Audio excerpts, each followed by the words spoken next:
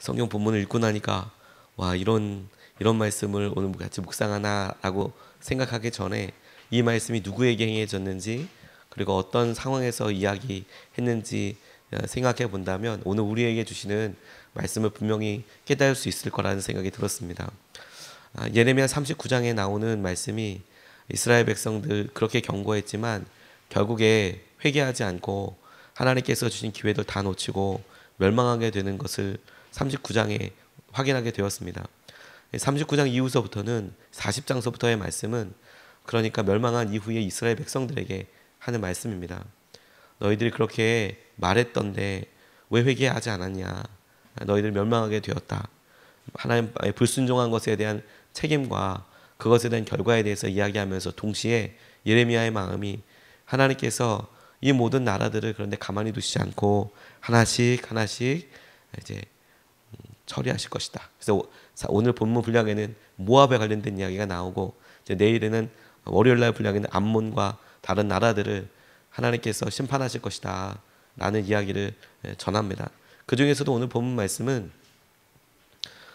느부갓네살 왕이 예루살렘을 점령하고 그곳에 그달랴라는 총독을 세워 놓았는데, 그 그달랴라는 총독을 왕의 장관이었던 이스마엘이라는 사람이 암살을 해버립니다.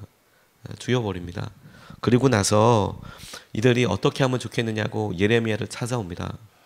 당시에는 바벨론이 쳐들어왔기 때문에, 바벨론이 세워놓은 총독을 그렇게 암살했기 때문에 애굽으로 도망가야겠다 이런 생각을 하고 있어서 어떻게 해야 될지 모르겠는 상황이었지만 예레미야에게 찾아와서 이렇게 이야기합니다. 오늘 읽지는 않았지만 42장 5절 말씀에 그들이 예레미야에게 이르되 우리가 당신의 하나님 여호와께서 당신을 보내사 우리에게 이르시는 모든 말씀대로 행하리이다.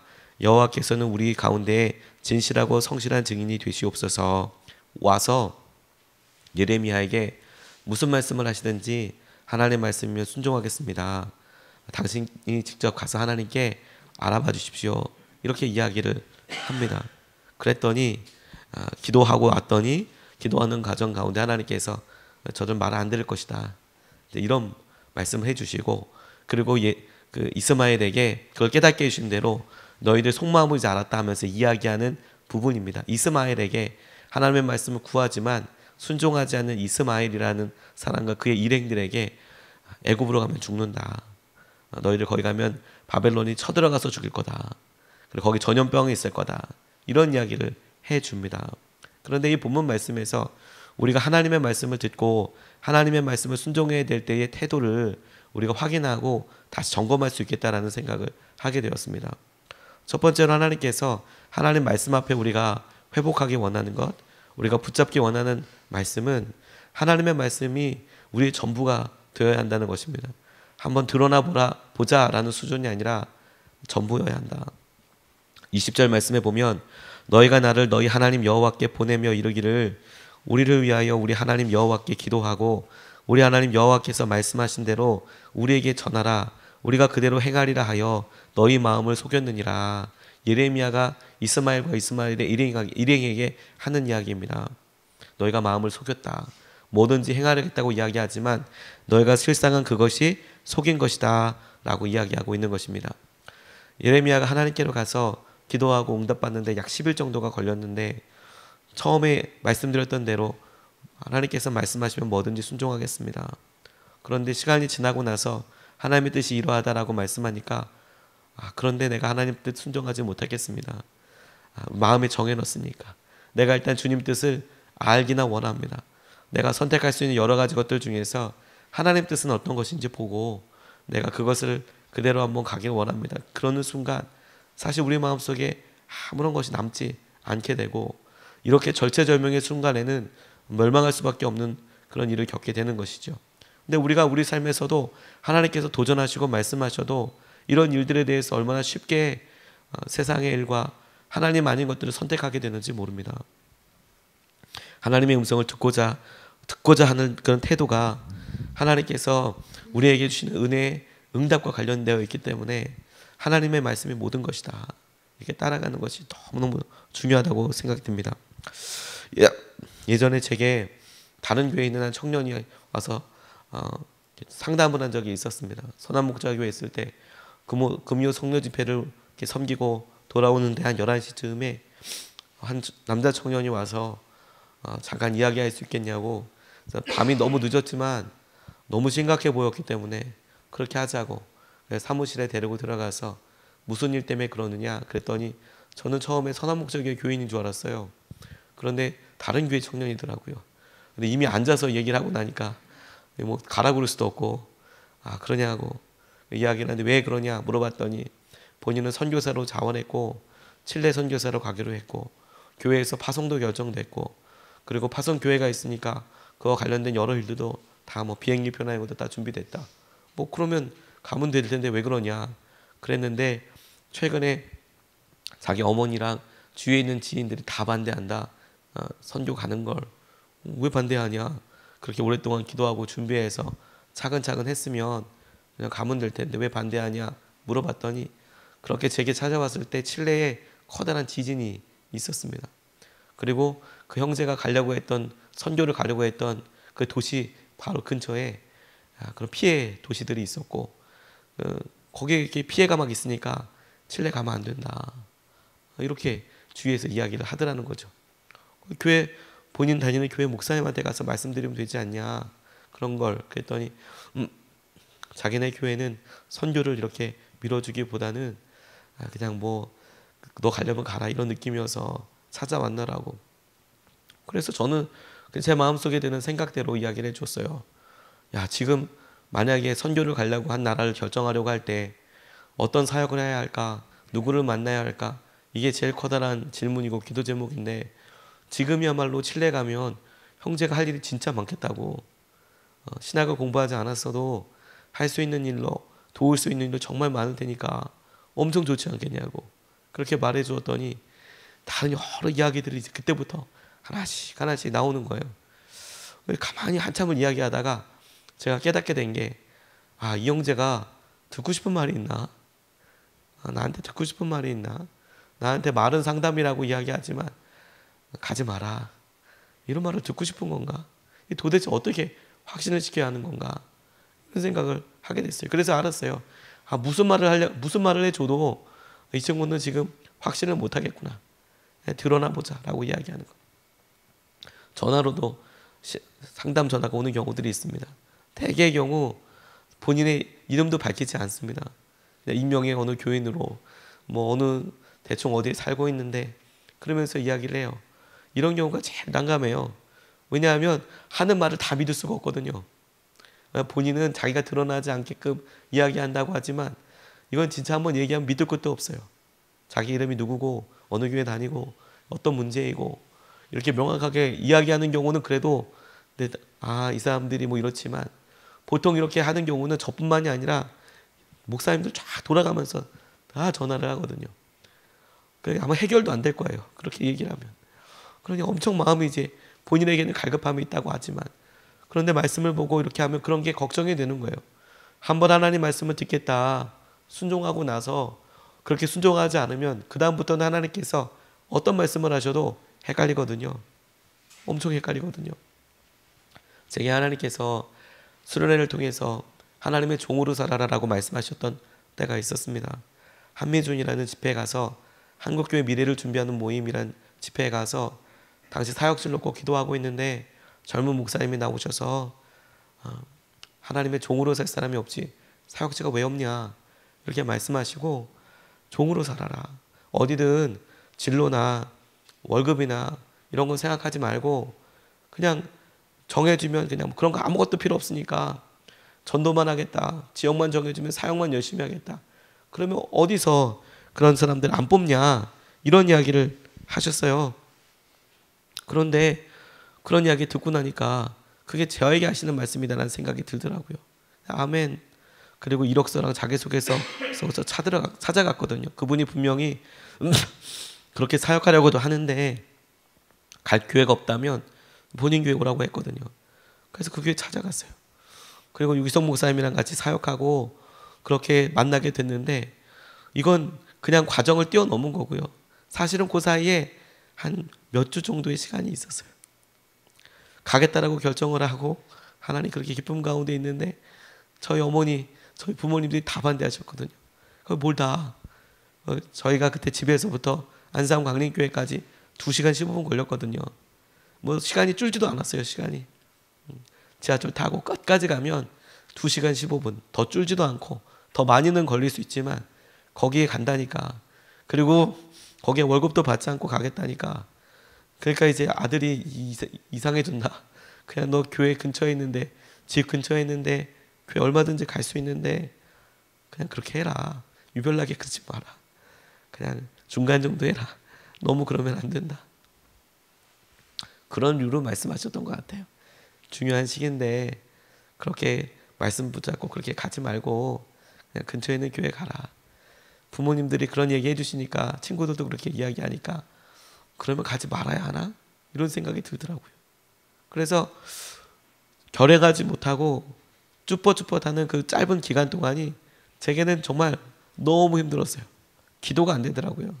기도가 안 되고 하나님께서 무슨 말씀을 하셔도 이거 안 되겠구나, 안 되겠구나 하는 생각이 들더라고요. 제 인생이 하나님의 종으로 사는 것에 대한 열망이 분명했을 때 왔던 열정과 이런 게 싹 사라져 버리더라고요. 그냥 이런 기회도 있을 수 있겠구나, 그냥 막연하게 상상하고 그런 기회로 갔었으면 어떨까, 훗날에 10년이나 20년 후에 이렇게 상상할 수 있는 그런 기회가 아니라 이거 내가 붙잡아야 되겠구나. 예수님께서 말씀하셨던 젊은 관원처럼 너 나 따라와 라고 이야기할 때 아멘 하고 따라가는 게 중요하겠구나. 들어만 보려고 하면 아무런 결정을 내릴 수 없습니다.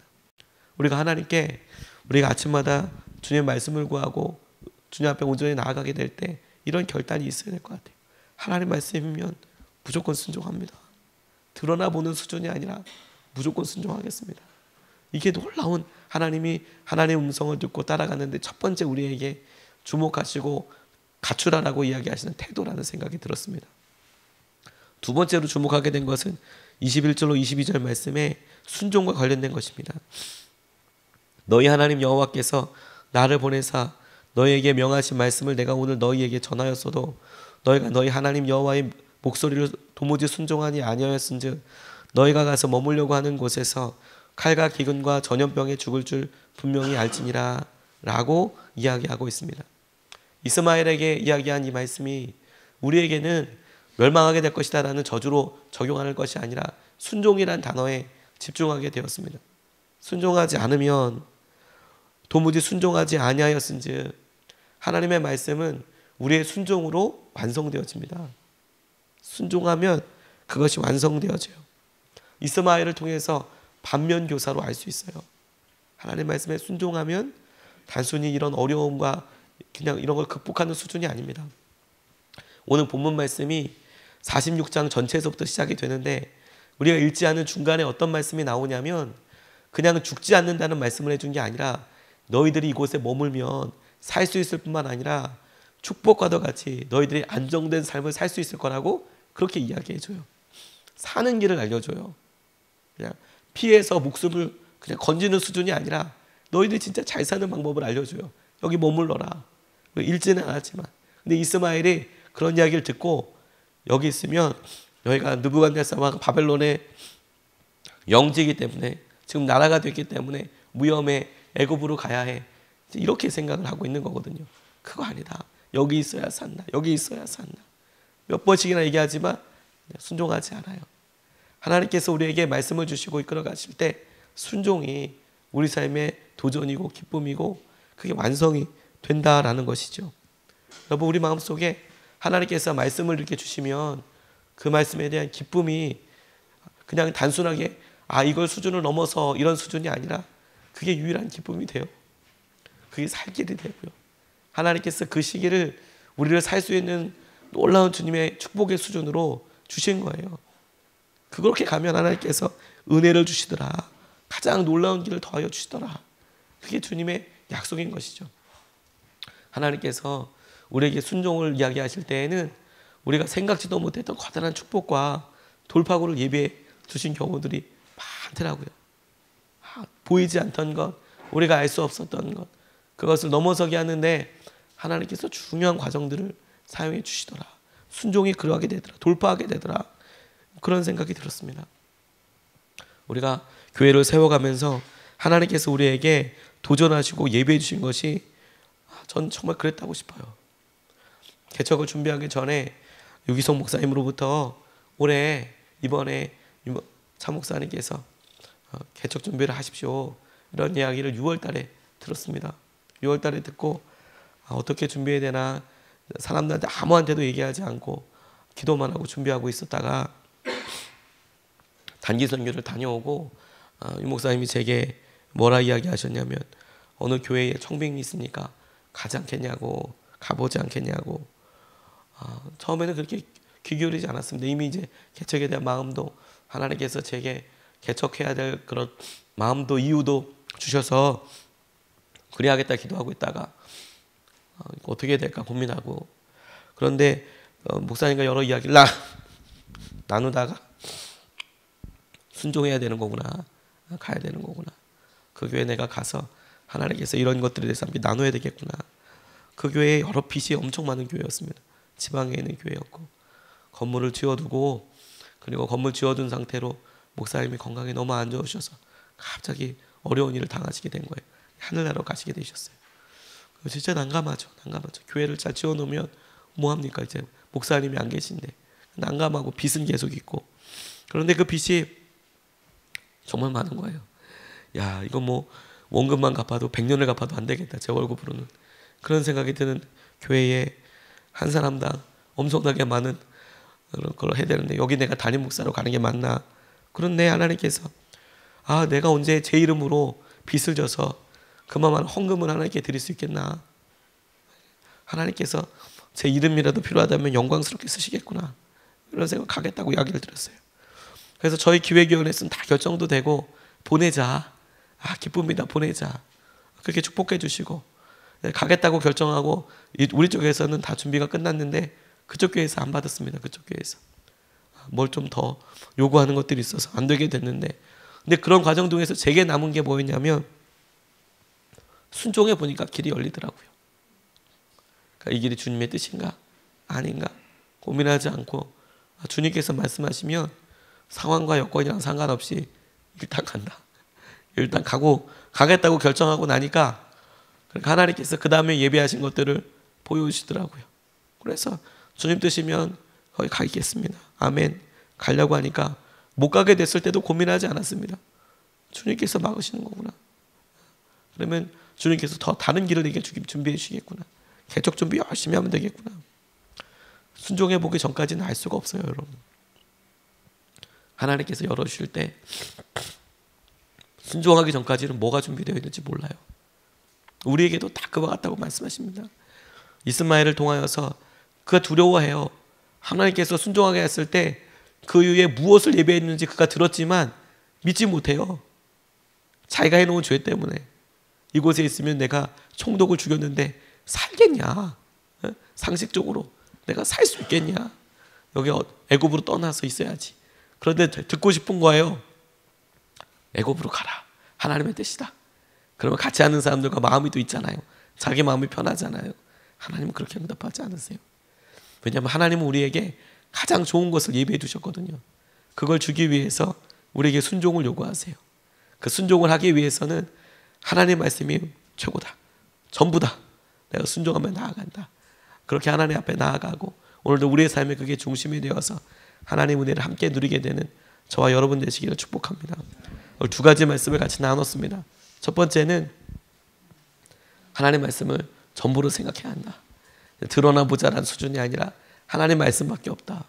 두 번째, 이 하나님의 말씀은 순종으로 우리의 것이 된다. 순종하면 하나님께서 우리에게 그 다음 길을 알려주신다. 우리 말씀을 가지고 두 번 나눠서 같이 기도하겠습니다. 첫 번째 같이 기도하고 싶은 것은 하나님의 음성을 듣게 하십시오. 하나님의 음성을 듣게 하시되 하나님의 말씀만 듣고 온전히 순종하며 나아가게 하십시오. 인도하심을 받게 하십시오.